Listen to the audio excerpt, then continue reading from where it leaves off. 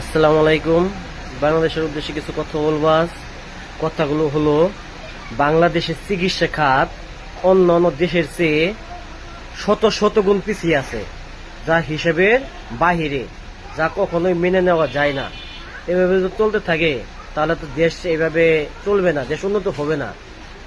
আমাদের নতুন সরকার গঠন হয়েছে, আমাদের তারেক জিয়া প্রধানমন্ত্রী তারেক জিয়াকে দৃষ্টি আকর্ষণ করছি বাংলাদেশের চিকিৎসা খাতকে অনেক দূরে এগিয়ে নিয়ে যাওয়ার জন্য।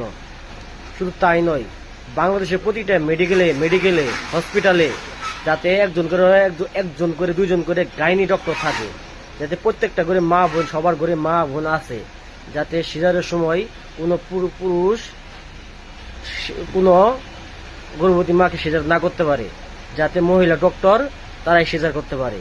এটা অত্যন্ত গুরুত্বপূর্ণ একটা দিক। আগে হলো মা বোনের সম্মান সবচেয়ে বেশি, কারণ সবার ঘরে মা বোন আছে। তাই প্রতিটা হসপিটালে যাতে এক থেকে দুইজন করে গাইনি ডক্টর যাতে সিজারিং করতে পারে, সেই দিক অত্যন্ত 100% গুরুত্ব দিতে হবে, তাহলেই চলবে।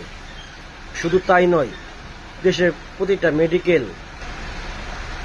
মেডিকেলে পুরুষ ডক্টর, মহিলাদের সিজার করে পুরুষ ডক্টর।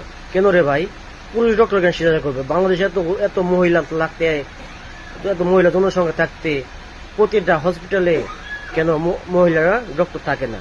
পুরুষরা কেন সিজার করবে? হ্যাঁ, প্রত্যেকটা